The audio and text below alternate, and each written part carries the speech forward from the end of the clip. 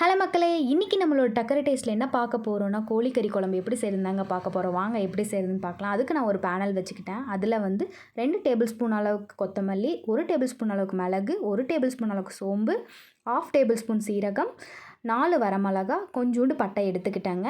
எடுத்துட்டு அத நல்லா வந்து ரோஸ்ட் பண்ணிட்டு, ஓரளவுக்கு ப்ரௌனிஷா ஆகுற அளவுக்கு வச்சுக்கிட்டு, அத எடுத்து நம்ம தனியா ஒரு பிளேட்ல மாத்திக்கலாங்க. அதே பேனல்ல வச்சுருந்தோன்னா ரொம்ப கருகிரும். அதனால் பிளேட்ல மாற்றி அதை ஆற வச்சுக்கிறேன். இப்போ வந்து அதே பேனில் வச்சுக்கிட்டு நான் 2 டேபிள் ஸ்பூன் அளவுக்கு ஆயில் விட்டுட்டு, நான் வந்து ஒரு 150 கிராம் வந்து சின்ன வெங்காயமும், 2 பெரிய வெங்காயம், 1 பல் பூண்டு, 2 துண்டு அளவுக்கு இஞ்சியை வந்து நல்லா தொளிச்சு கட் பண்ணி கழுவி எடுத்து வச்சுருக்கேங்க. அதை வந்து அந்த ஆயிலில் போட்டு ஓரளவுக்கு ஃப்ரை பண்ணலாங்க. கொஞ்சம் ப்ரௌனிஷாக ஆனதுன்னு ஒரு கைப்பிடி வந்து கருவேப்பிலையை வந்து ஆட் பண்ணிக்கலாம். ஆட் பண்ணிவிட்டு நல்லா அதை கிளறி விட்டுட்டு நல்லா ஒரு அளவுக்கு ப்ரௌனிஷாக ஆனதும் நம்ம வந்து என்ன பண்ணணும்னா, நான் இப்போ வந்து இது தேங்காய் வந்து துருவி வச்சுருக்கேன்.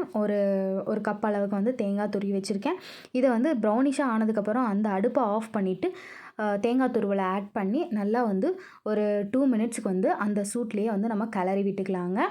இது வந்து நம்ம அடுப்பை ஆன்லேயே வச்சுட்டு பண்ணால் வந்து ரொம்ப ஒரு மாதிரி தேங்காய் வந்து ஒரு மாதிரி ஆகிடும். அதுக்காக தான் நம்ம வந்து அடுப்பை ஆஃப் பண்ணிவிட்டு நம்ம வந்து அந்த வெங்காயத்தோட சூட்லேயே வந்து நம்ம அந்த தேங்காய் துருவலை வந்து கிளறி விட போகிறோம். கிளறி விட்டுட்டு அதை தனியாக வச்சுக்கலாம். இப்போ நம்ம ஒரு பேனல் வச்சுக்கிட்டு நம்ம வந்து அதில் 3 to 4 டேபிள் ஸ்பூன் அளவுக்கு ஆயில் விட்டுக்கிறோம்.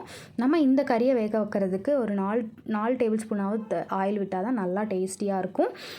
நான் அதை போட்டுட்டு கடுகு போட்டு பொரிஞ்சதும் ஒரு பெரிய சைஸ் வெங்காயத்தை வந்து கட் பண்ணி வச்சுருந்தேன் நீளமாக, அதையும் போட்டு ஆட் பண்ணி நல்லா கிளறி விட்டுக்கிறேன். கொஞ்சோண்டு கருவேப்பிலையும் ஆட் பண்ணி அதை நல்லா ஃப்ரை பண்ணிக்கிறேன். ஃப்ரை பண்ணிவிட்டு இப்போ கழுவி வச்சுருக்க போன் இருக்க சிக்கனை எடுத்து நான் நல்லா வந்து அது கூட வந்து பரட்டி விட்டுக்கிறேன்.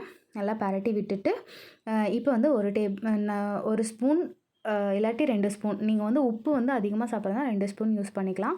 யூஸ் பண்ணிவிட்டு நல்லா மிக்ஸ் பண்ணி விட்டுக்கலாம். நான் 2 தக்காளி அளவுக்கு வந்து 2 தக்காளியை வந்து நல்லா அடித்து வச்சுருக்கேன் மிக்சியில். அதையும் எடுத்து ஆட் பண்ணி நல்லா ஒரு கிளறி விட்டுக்கிறேன். கிளறி விட்டுட்டு ஒரு 2 to 3 மினிட்ஸ் வந்து விட்டுட்டு அப்புறம் வந்து நம்ம வந்து ட்ரை ரோஸ்ட் பண்ணி ஆற வச்சுருந்த இதை எடுத்து அரைச்சி நம்ம வந்து அந்த சிக்கன் கூட மிக்ஸ் பண்ணிக்கலாம். மிக்ஸ் பண்ணிவிட்டு நல்லா அதை கிளறி விட்டுக்கலாம்.